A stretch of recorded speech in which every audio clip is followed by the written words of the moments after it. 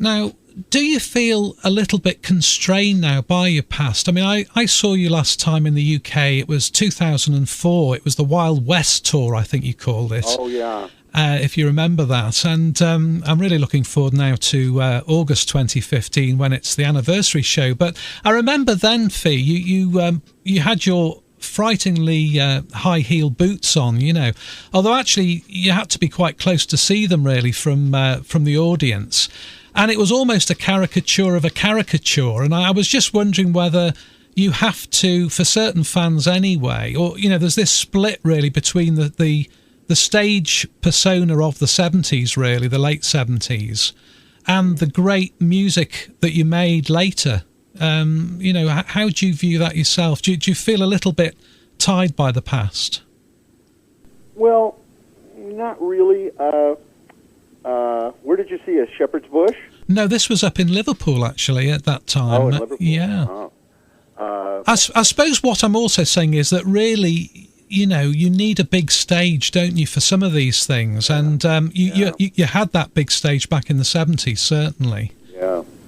Yeah, and I think on this tour we're going to play some probably places that are not big enough for us to play, but you're kind of constrained on, you know, a promoter, you know, everybody knows, you know, that you don't want to lose money, you know, we're not going to fill up a 2,000 seat theater, and they know that, and so they make us an offer for a club, and I love playing clubs, and but sometimes you can't do, you know, the massive production you want to do. But the reason, I mean, I like we at one point we got to the point where we were playing, you know, like 20,000 seaters and doing big productions. But for me, it's you lose the personality on it. I mean, that's just the way the Tubes are. You know, we're not just a straight rock and roll band that's just playing the songs. And nobody really cares what I'm wearing or what my facial expressions might be, but that's, for me, that's a big part of our show, is that person.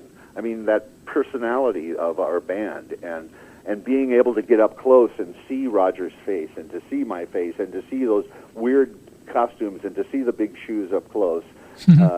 It's funny, because we kind of created this persona that works better in a small venue than a large venue, which is kind of at odds with, you know, everybody wants to be a big rock band playing in stadiums, you know, and making a shitload of money. And but that's the way it worked with us. It just doesn't work so much.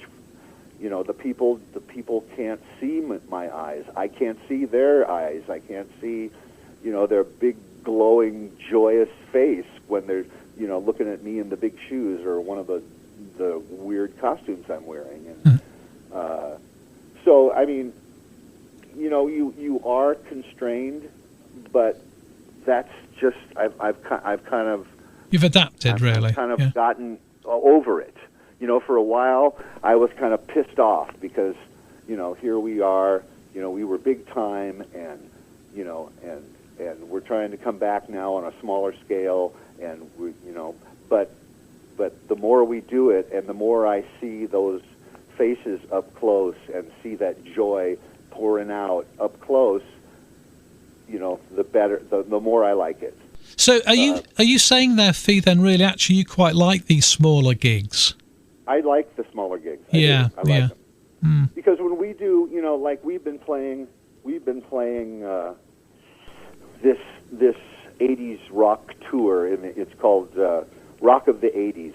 It's a rock tour that's been going around the USA, and we've been playing with, you know, with like the Berlin and the Motels and Romantics and Smithereens and us, and you know, and usually in a festival type situation, you know, we're playing 40 minutes, 50 minutes, and we're, you know, there's not a lot of comedy going on, there's not a lot of ranting. I mean, I go off sometimes, you know, in between songs, and I just yak for 5 or 10 minutes until the band starts looking at me going, okay, rap, and I'm up there being a comedian, getting laughs, and so I'm just pushing it and taking it as far as I can.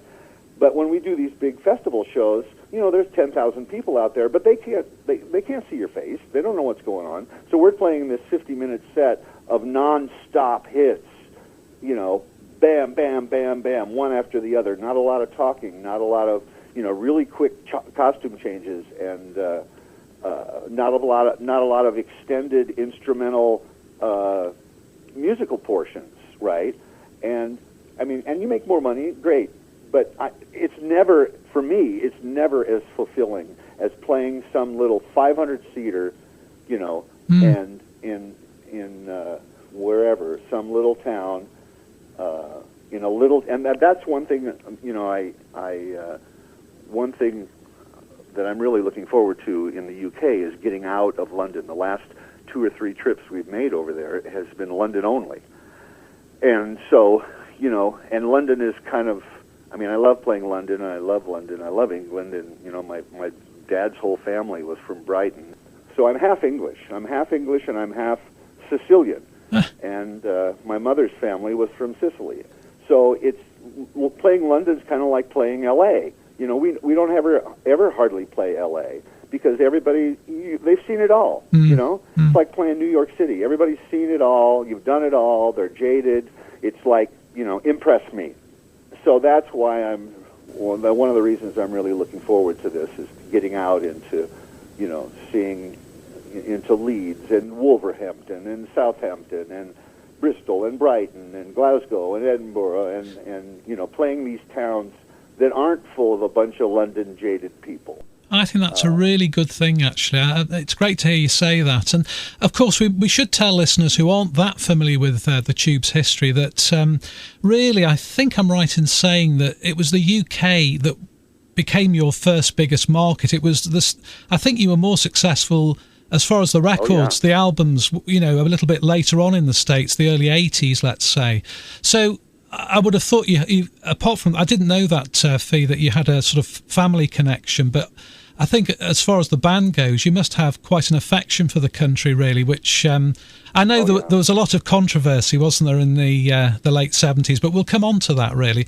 What about fans these days? I'm sort of fascinated, really, being a fan of the Tubes. Can you analyse what sort of fans are likely to be attracted to a Tubes gig? Do they come to see you stack heels, or do you sense they've sort of stuck with you through thick and thin? And then there'll be another, I put myself in the sort of the latter group of people who actually really like the music, because when we come on to talk a bit more about the stuff you did, Remote Control onwards, there's some great stuff there, really. So how would you analyse the interest in the band, Fee? Well, I think the majority.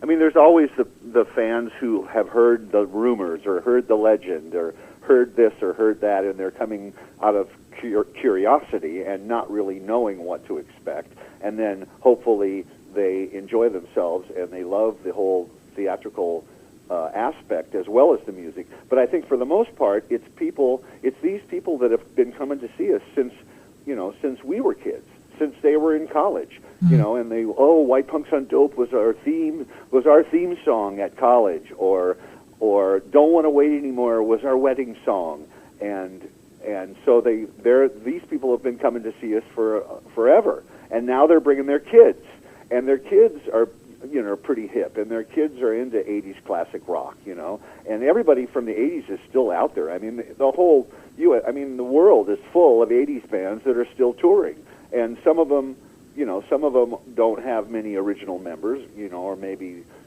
just the lead singer, and that was it, and a bunch of other musicians, but we have a 5-man lineup now, and 4 of us are original members. 4 of us have been together for 40 years, and so I think it's kind of a combination, and that's why we try every year, because we know these people have seen us 10 times, and people come, I saw you 35 times, wow, man. And so we know that, and so we constantly, every year, we try to change the theme of the show. Our last show was kind of an Italian theme, La Dolce Tubes, Dolce Vita, the movie, and Fellini, and Marcello Mastroianni, and Sophia Loren, and that whole kind of Fellini-esque Satyricon. Remember Satyricon? And unbelievable. So we kind of built a show around that kind of theme, and I kind of melded those kind of characters into our songs. You know, the year before that, we kind of did a more of a, what was the Burt Reynolds movie where he was a fallen preacher? That was, you know, I kind of came out and played the preacher who was only interested pretty much in sex and drugs and alcohol instead of religion. And then this time we went to this current show was kind of based on the film noir period of Hollywood back in the 40s, because we went to a film noir festival, and we saw all these, you know, we saw African Queen and the Maltese Falcon and The Big Sleep and these great, you know, Raymond Chandler kind of scripts that were, and Humphrey Bogart and Edward G. Robinson and you know, and it just, we kind of went, wow, this was so cool, and it's so kind of dark and black and white and very seedy and kind of the underbelly of rock and roll. And so we kind of developed a show around that, and those characters. I'm kind of doing a Sam Spade kind of gumshoe guy in an English trench coat, and you know, Edward G. Robinson in prison wearing prison stripes and a straitjacket, and Mr. Hate has kind of morphed into that, and so the reason we do this is because we know that these fans, they already saw the other show. They already saw, you know, La Dolce Tubes. They saw that. So I don't want to come back, you know, 2 years later and be doing the same show and doing the Tubes Tour Noir show, and with these other, I mean, they all come back to hear the songs. You know, it's so we just kind of morph characters and costumes around the songs that they want to hear, and we, you know, every time there's like a core of songs that we have to play to keep to make them happy. We have to play, you know, Talk to You Later and She's a Beauty, and we have to play What Do You Want from Life, and we have to play White Punks on Dope, and we have to play Mondo Bondage, and so maybe there's 5 or 6 or 7 songs that are always there. But then the periphery, then the other, usually we do about 20 songs, so then the other 12 or 13 songs are different than the last show you saw.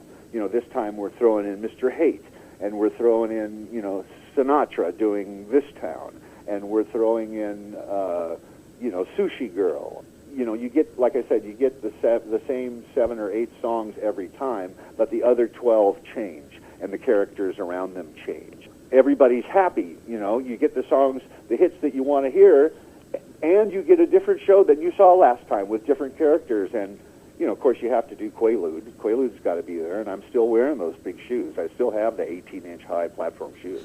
I'm still wearing them. Well, we're glad to hear that, actually.